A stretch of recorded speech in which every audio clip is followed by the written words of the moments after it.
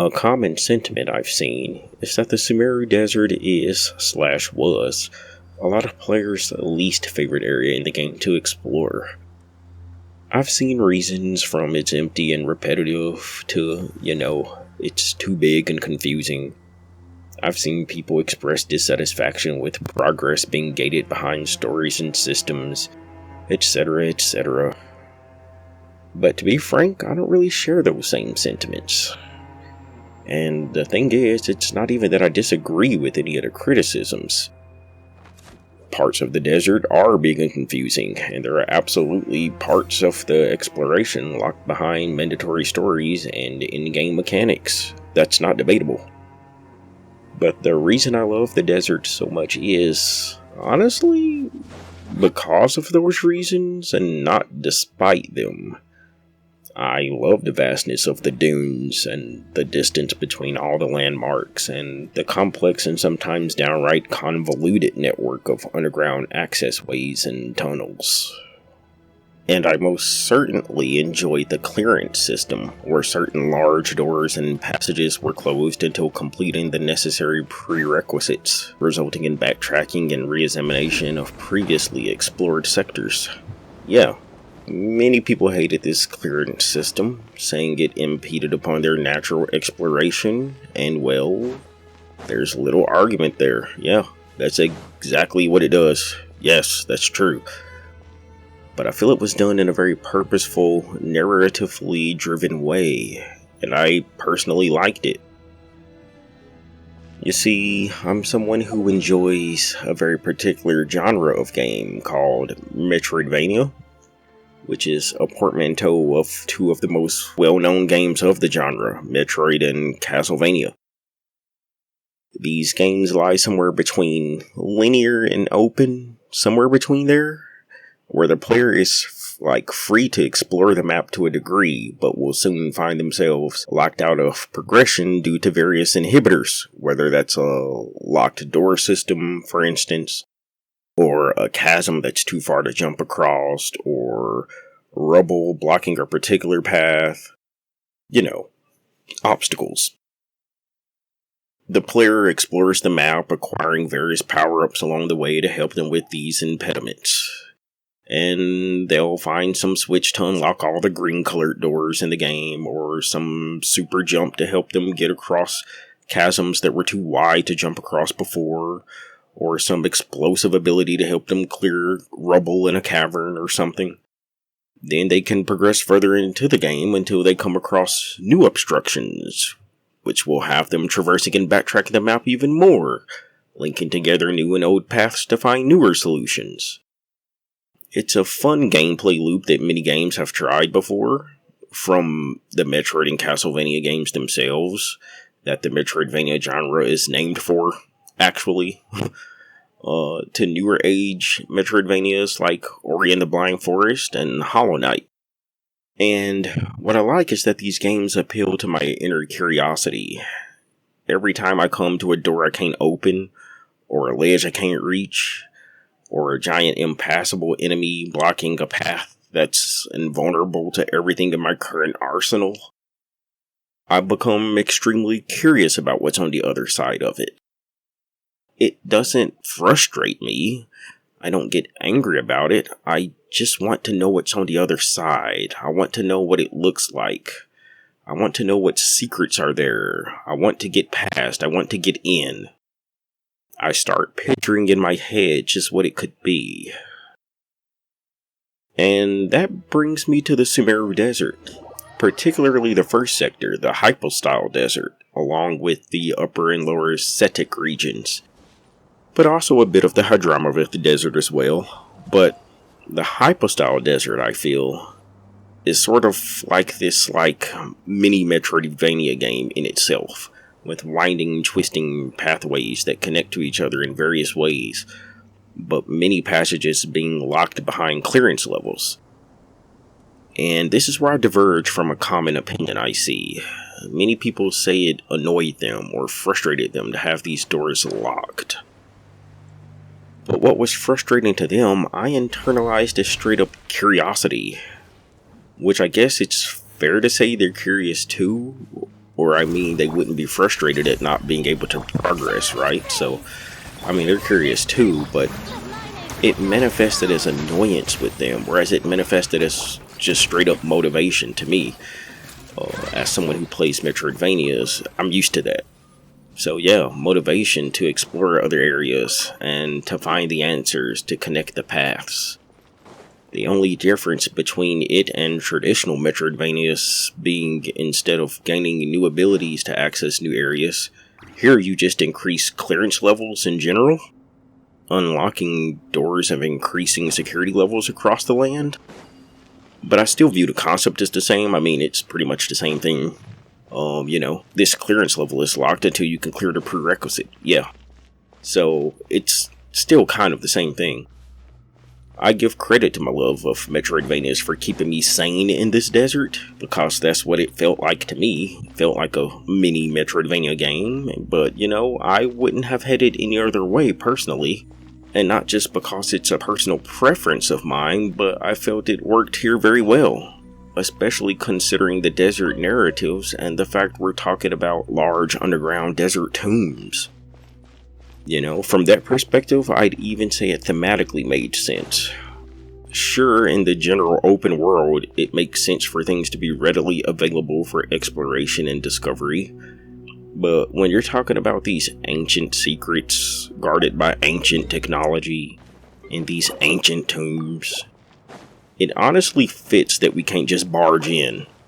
That's cohesive in my opinion. It feels correct, especially with how grand the scope of the journeys and discoveries are. The deeper into these paths you go, the more doors you unlock, the bigger everything becomes. It doesn't feel like you should have access to this stuff. Behind these doors, the scale and scope of it all, physically and narratively, it sells that fantasy very well. You shouldn't be in here, but here you are. And speaking of scope and scale, another criticism of the desert is that it's too vast and open. I've heard that a lot, but now I assume this is usually in response to the exterior sections, the outside desert itself, to which I would say, fair, it is pretty vast. But the same as I feel clearance was used to sell a narrative fantasy, I feel the vastness of the desert is used to sell scope. The landmarks that are here are among some of the most massive in the game, and they are absolutely humbling to stand in front of. Like, you're tiny. You're tiny out here.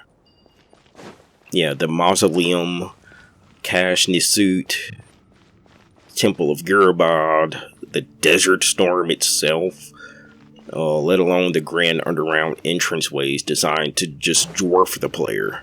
You're really tiny in comparison to all of this. And as far as the vastness of the desert itself, I feel it's just an extension of that concept. Yeah, the desert is big. The landmarks are bigger than you. The desert is bigger than you. You're just a single grain of sand out here in a sea of endless dunes. Again, it's humbling, but it makes you feel that much more accomplished when you've conquered it all. Yeah. A power fantasy that just couldn't be sold if everything was smaller. At least not to me. I don't really feel it was repetitive either. The three regions all feel purposeful and distinct, and I feel they have three separate themes. The Hypostyle region's theme seemed to be desolation and isolation, whereas Hadramavith was harshness and brutality, and the third region, which I can't pronounce, it was a theme of sanctuary. The Hypostyle area's theme was isolation and desolation, with vast dunes at the exterior and dizzying pathways in the interior. It really does give the player a feeling of desolation, but at the same time it's not really empty. I think there was a really good balance drawn here between vast plains and mobile activity. The second region, Hadramavith, feels like its theme is brutal harshness, being a little more densely populated with enemies of all kinds, and terrible scene conditions, and unforgiving terrains, and not to mention the storm that's right in the eye of it all. It's a bit of a contrast, whereas the Hypostyle region overwhelms you with its scale and scope. Hadramavith overwhelms you just always needing to be on the move. Sometimes literally, such as when the wee nuts pop up out of the ground to attack you, but yeah, that's another story. There's still winding and twisting tunnels in Hadramavith, to a little less degree than Hypostyle, but there's still secrets about, and danger around every corner. I don't even know how all these things coexist so close together. You fight some fungi, and right around the corner there's some eremites, and then right around the next corner there's some ruin machines, and then some hilly churls, and then suddenly you're getting attacked by a wee nut. Yeah, these guys are out here, man. The desert of Hadramavith is wild. Yeah. And yeah, the third region feels more like a sanctuary region to me. Well, more like there's like a central sanctuary hub area that you can come back to for various reasons. There's actually some new gameplay mechanics in the area too, completely unique to it alone.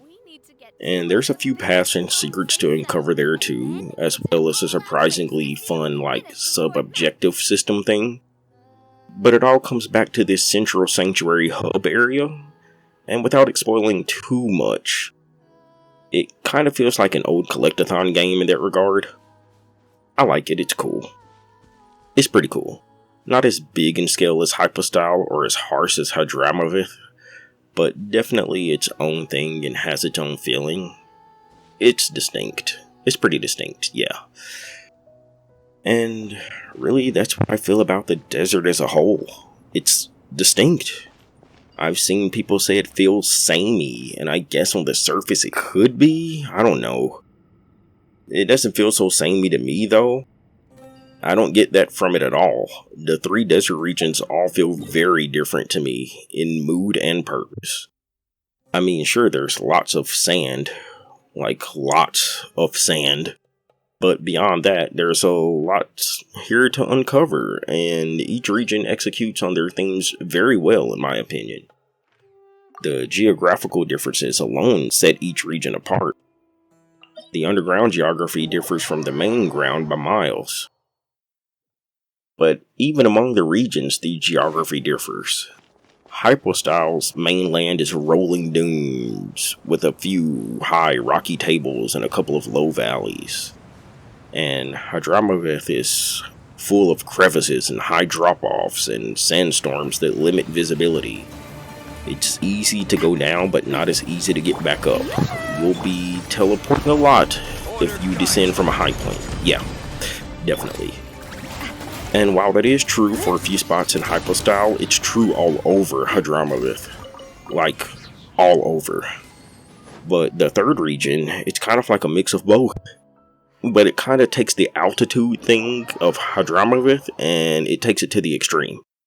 It feels a little more open than Hadramavith, but some of those high altitude points are insane.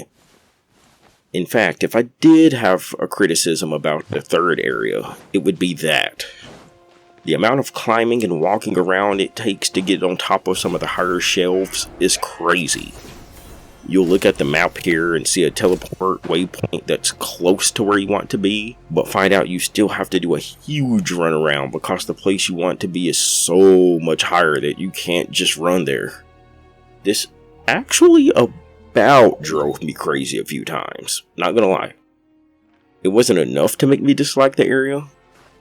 In fact, it was an interesting change of pace. I mean, it was different. But man, more than any previous area in the game, you will do a crap ton of traversing here if you want to reach the highest shelves.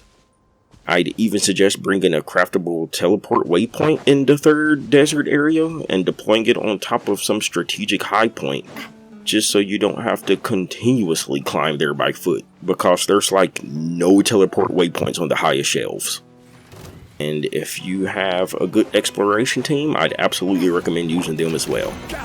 Characters like, I don't know, Kaching and I'll hate them, you know, who can do the far jumps. Kazuha, Venti, and especially Wanderer. If you have Wanderer, he's a lifesaver in the third area. If I didn't have Wanderer, my entire opinion of that area could be different. But I do have them, so I'm fine. Yeah. All good. Yeah. But yeah, kind of sidetracked a bit. Anyway, in any case, I think the desert doesn't get enough love. I think it's incredibly well done with secrets galore, and I don't mind the gating systems at all. It drove my curiosity to the max. It didn't frustrate me. I wanted to see everything and was completely motivated to do so. You know? So yeah, sure, it may look empty out here in the desert, and even feel empty at times, but there's a lot here beneath the surface.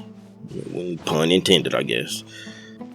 I absolutely appreciate this area for what it is, and I personally wouldn't change a thing about it.